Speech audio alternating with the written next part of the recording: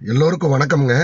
சமீபத்தில் பார்த்தீங்கன்னா நம்ம பாஜகவோட மாநில தலைவர் திரு அண்ணாமலை அவர்கள் சேலம் தருமபுரி பகுதியில் வந்து எண்மண் எண்மக்கள் யாத்திரை போயிட்டு இருக்காரு. அப்படி போகும்போது தருமபுரி பக்கத்தில் ஒரு தேவாலயத்தில் இருக்கிற மாதா சிலைக்கு மாலை அணிவித்து மரியாதை செலுத்துவதற்காக முயற்சி செய்கிறாரு. அப்போ போகும்போது பொதுமக்களில் ஒருவர்கள் போல ஒரு 4-5 இளைஞர்கள் வந்து மாபெரும் பிரச்சனை பண்ணி பெரிய தகராறு பண்ணுறாங்க. அந்த தகராறு பண்ணதில் இப்போ பார்த்தீங்கன்னா சமீபத்தில் ஒரு அதிர்ச்சியான ஒரு தகவல் கிடைச்சிருக்கு. அந்த குடுமி வச்சிருக்காரு பார்த்தீங்களா, இந்த நபர் தான் அண்ணாமலைகிட்ட முதல்ல பிரச்சனை கிளப்பி, இந்த மாதிரி நீங்கள் தேவாலயத்துக்குள்ளே வரக்கூடாது, மாதா சிலைக்கு வந்து மாலை அணிவிக்கக்கூடாது அப்படின்னு சொல்லி பிரச்சனை பண்ணவர். இவர் யார் என்ன ஏதுன்னு பார்த்தா ஏதோ ஒரு பொதுமக்களில் ஒருவர் போல எல்லா ஊடகங்களும் செய்தி வெளியிட்டு இருந்தது. ஆனால் இவர் பாருங்க, இவருடைய புகைப்படம் பிஜேபி ஐடிவிலேருந்து வெளியிட்டிருக்காங்க. அன்பில் மகேஷ் பொய்யாமொழியோடவும் அப்புறம் எம்ஆர்கே பன்னீர்செல்வத்தோடவும்.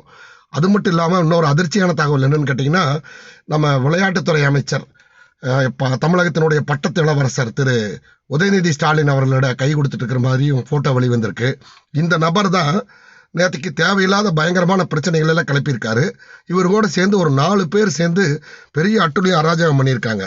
ஆனால் இதை இன்னைக்கு ஊடகங்கள் வந்து ஏதோ பொதுமக்கள் வந்து அண்ணாமலைக்கு எதிர்ப்பு தெரிவித்த மாதிரி திரிச்சு கதை சொல்லிட்டு இருக்காங்க. இப்போ பிஜேபியோட ஐடி விங் தோண்டி எடுத்து இப்போ இவரை வந்து இப்போ அடையாளம் கண்டுபிடிச்சு இப்போ வெளியிட்டிருக்காங்க. இதுக்கப்புறம் இன்னைக்கு தமிழகத்தில் கருத்து சுதந்திரம், சமூக நீதி, மூச்சுக்கு 300 தடவை ஏதோ மழை பெஞ்சா போதும், இடி இடிச்சா போதும், தும்மல் தும்முனா போதும், பிஜேபிக்காரன் இப்படி திரும்பினா போதும், அப்படி திரும்பினா போதும். நைட்டு 7 மணிக்கு பார்த்தீங்கன்னா இந்த புதிய தலைமுறை, அப்புறம் நம்ம தந்தி டிவி, அப்புறம் இந்த முரசு டிவி, இந்த மாதிரி ஒரு குரூப் இருக்காங்களே இவங்களுக்கு, இந்த திமுகவுக்கு கொத்தடிமைகளாக நியூஸ் 7, நியூஸ் 18 இவங்கெல்லாம் பார்த்தீங்கன்னா ரொம்ப பொங்குவாங்க. அப்படியே பயங்கர உணர்ச்சி வசமாக பொங்கி ஒரு நடுநிலையாக தமிழகத்தினுடைய அரசியலை இவங்க தான் காப்பாற்றுற மாதிரியெல்லாம் பேசிகிட்டு இருப்பாங்க. இப்போ அண்ணாமலை அவர்கள் மீது பர்டிகுலராக திட்டமிட்டு தாக்குதல் நடத்தி இருக்கிறது இந்த குரூப்பு. இந்த குரூப்பு தாக்குதல் நடத்தின ஆள் யாருன்னு பார்த்தா ஒரு முக்கியமான அமைச்சர்களுடைய நின்று ஃபோட்டோ எடுத்திருக்கிற நபர் தான். இப்போ இதை பற்றி எவனாச்சும் ஏதோ ஒரு டிவி விவாதம் செய்கிறாங்களான்னு பார்ப்போம். இன்னைக்கு எதுக்கு இந்த கள்ள மௌனம் காக்குறாங்க? அது ஒரு பக்கம் இருக்கட்டும். இந்த ஊடகங்களோட பொழப்பு இப்படித்தான் அப்படிங்கிறது தெரிஞ்சு போச்சு. இந்த இவ்வளவு பெரிய கட்சி 70 ஆண்டு கால அரசியலை நாங்கள் பெரிய சூரப்புலி, வெங்காயம், பெரியார் சொல்லியிருக்காரு, பகுத்தறிவு, சமூக நீதி, இந்த மாதிரி கருத்து உரிமை, சுதந்திரம் அப்படின்லாம் பேசிகிட்டு இருக்கிற குரூப்பு அண்ணாமலை அவர்களுடைய வளர்ச்சியை பொறுத்து கொள்ள முடியாமல், பிஜேபியினுடைய வளர்ச்சியை ஜீரணிக்க முடியாமல் இதுபோல சில ரவுடிகளை ஏவி விட்டு பிரச்சனையை கிளப்பி பொதுமக்கள் பிரச்சனை பண்ணுற மாதிரி ஒரு பிரிவினை உருவாக்குறாங்க. இதைய இனிமேலாவதும் இந்த பிறமத நண்பர்கள், கிறிஸ்தவ இஸ்லாமிய நண்பர்கள் புரிஞ்சுக்கணும்.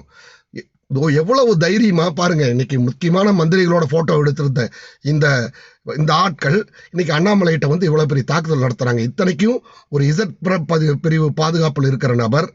சுற்றி காவல்துறை பார்த்தீங்கன்னா பிரச்சனை பெருசாக வரைக்கும் அமைதியை வேடிக்கை தான் பார்க்குறாங்க.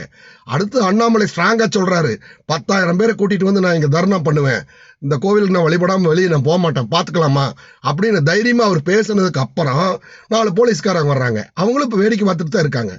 இது திட்டமிட்ட சதி. திமுக ஐடிவிங்கோட திட்டமிட்ட சதி. நேரடியாக பாஜகவின் வளர்ச்சியையும் அண்ணாமலையின் வளர்ச்சியும் பொறுத்து கொள்ள முடியாமல் வயிற்று எரிச்சலில் இவர்கள் இது போன்ற செயல்களை செய்து கொண்டிருக்கிறார்கள்.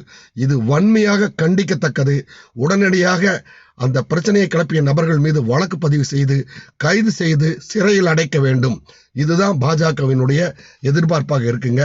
நிச்சயமாக காலம் மாறும், இதுவும் கடந்து போகும், சூழ்நிலை மாறும். நிச்சயமாக மக்கள் இனிமேலாவது புரிஞ்சுக்கணுங்க.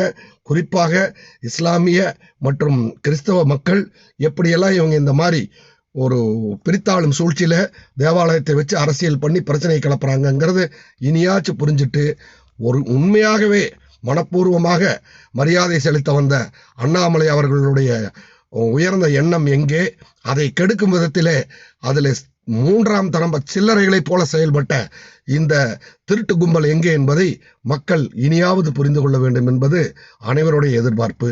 நன்றி, வணக்கம்.